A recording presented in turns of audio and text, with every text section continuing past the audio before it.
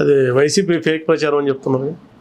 ఇదే ఇప్పుడు సంవత్సరంన్నర బట్టి ఈ కార్యక్రమం ఉంది, ఏది లిక్కర్ స్కామ్ జరుగుతుందని, దాన్ని తీసుకొచ్చి జోగి రమేష్ లోపటేశారు. ఇదేమైనా ఒక ప్రెసిడెంట్ సెట్ చేస్తున్నారు సార్? జైల్లో ఉన్నవాడు నీకు చిన్నప్పటి నుంచి ఎవడోడి మీద కడుపు మంటలు ఉన్న 100 పేర్లు చెప్పిరా అని. మీరు జాగ్రత్తగా గమనించండి. ఇందులో ఒక జోగి రమేష్ అరెస్ట్ ఒకటి. తంబలపల్లిలో మొలకల చెరువు బ్రాండ్ ఎప్పుడైతే ఆ కుటీర పరిశ్రమ అదే MSME యూనిట్ బయటపడగానే ఆడు దొరికినోడికి రెడ్ కార్నర్ నోటీస్ లేదు, పాస్పోర్ట్ సీజ్ చేయలే. కానీ ఫస్ట్ తెలుగుదేశం నుంచి వచ్చిన స్టేట్మెంట్ ఏంటి? ఆడు పెద్దిరెడ్డి అనుచరుడట. పెద్దిరెడ్డి అనుచరుడు అయితే టికెట్ నిన్నవడేమన్నాడు. ఆడు ఈసీ డిక్లరేషన్లో క్లియర్గా చెప్పాడు, నాకు అక్కడెక్కడ ఉంది ఆఫ్రికా దేశంలో నాకు ఈ లెక్కర ప్రత్యాపారం ఉందని. సో అప్పుడు అన్నీ తెలిసి ఇష్టమైతే ఇంగుతో సమానం. ఆడు దొరికిపోగానే ఆడు తెలుగుదేశం డిజోన్ చేసి మేము సస్పెండ్ చేసామట. ఇదే మీ పార్టీలో సస్పెండ్ చేస్తే ఆడు చేసిన పనికిమాల పని. సో ఇక్కడ మీరు ఇదే గమనించండి. ఇబ్రహీంపట్నం రాగానే ఆడేదో పెళ్ళిలో కూర్చున్నట్టు జోగి రమేష్ పక్కన లటక్క నా ఫోటో తీసుకొచ్చి ఎస్టాబ్లిష్ చేసి ఆడు ఫోన్ పోయింది అన్నాడు. ఎవడు? జనార్దన్ రావు గారు. ముంబైలో నా ఫోన్ పోయింది అన్నాడు. చాటింగ్లో ఉందట. ఏమని పోర్ట్రేట్ చేస్తారండి? వాడు మొదటి రోజు పతివ్రత శిరోమణిలో చెప్పాడు కదా, స్టేట్మెంట్లు అన్నీ చదివి నాకు ఆరోగ్యం బాగాలేదు, వచ్చేస్తాను సరెండర్ అయిపోతానని పెద్ద లార్డ్ బెంటిక్ ప్రభులో దిగాడు కదా మన నెత్తికి. అప్పుడు ఏమీ లేనిది ఒక షర్ట్ మార్చి ఒక వీడియో చేసిన దగ్గర కదా జనార్దన్ రావు. అప్పుడు కూడా ఏమని చెప్పాడు జోగి రమేష్ విషయం? సడన్గా కథా స్క్రీన్ ప్లే దర్శకత్వం. ఎందుకంటే ఈ లెక్కర్ స్కామ్ అంతా చేస్తుంది వైఎస్ఆర్సీపీ అనే అభియోగాలు మోపిన దగ్గర వీళ్ళు రెడ్ హ్యాండెడ్గా దొరకగానే వీళ్ళ పాత్రల్ని జస్టిఫై చేస్తున్నారు. మీరు గమనించారు ఇది?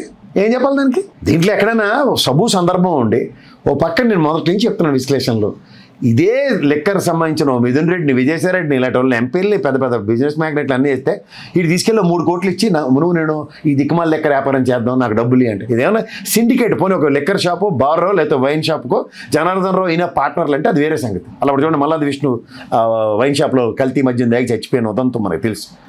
సో అలాంటిది ఏదైనా వీళ్ళ దగ్గర నెరేటివ్ ఉందనుకోండి సార్, అది మాట. ఇది యాక్చువల్గా మ్యానుఫ్యాక్చరింగ్ పెట్టినాడు ఇటు జనార్దన్ రావు గారు ఆ తంబలపల్లిని తీసుకొచ్చినాడు పట్టుకుని.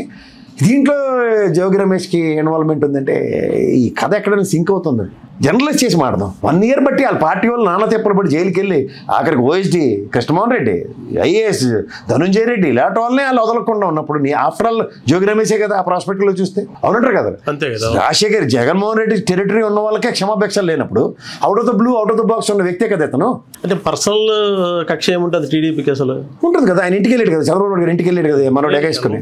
ఇది ఉన్నా కూడా అంతకంటే కూడా చంద్రబాబు దూషించిన వాళ్ళు కూడా పెద్ద ఇది లేదు కదా వీళ్ళు పర్సనల్ ఎవిడెన్స్ లేదు కదా.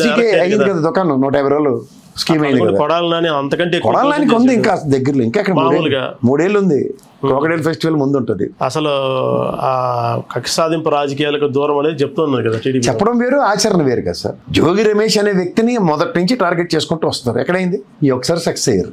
ఇది రేపు కోర్టుకి వెళ్ళి ఈ సబ్స్టాన్షియల్ ఎవిడెన్సెస్ సిచ్యువేషన్స్ డాక్యుమెంట్స్ అని ఎలా ప్రొడ్యూస్ చేస్తారో చూడాలి. జనార్దన్ పేరు చెప్పగానే తీసుకొచ్చాం. ఇప్పటిదాకా జరుగుతుంది లెక్కర్ స్కామ్ లో కూడా ఇదే పరిస్థితి. కేసు నిలబడదంటారా? ఇప్పుడు నిలబడదంటారా? నిలబడదండి, జరగని పని. ఇప్పుడు మీకు దీంట్లో క్రెడెన్షియల్స్ చాలా ఇంపార్టెంట్ కదా. పెళ్లి ఫోటో ఒకటినో చాటింగ్ ఉందని, ఆ చాటింగ్ ఏంది? ఇట్స్ ఏ టెక్నాలజీ లేదా క్రియేషన్ 2 నిమిషాల్లో కోర్టు ఎస్టాబ్లిష్ చేస్తుంది. అది హలో తెలుగు రాజ్యం ఛానల్ చూస్తున్నారా? సామాజిక రాజకీయ జీవన చిత్రణే తెలుగు రాజ్యం. అతిశయోక్తులు అసత్యాలు ఉండవు. రాజకీయ కోణం కాదు, ప్రజా కోణమే కొలబద్ద. తెలుగు రాజ్యం వీక్షణ మీ ఉత్తమ అభిరుచికి నిదర్శనం.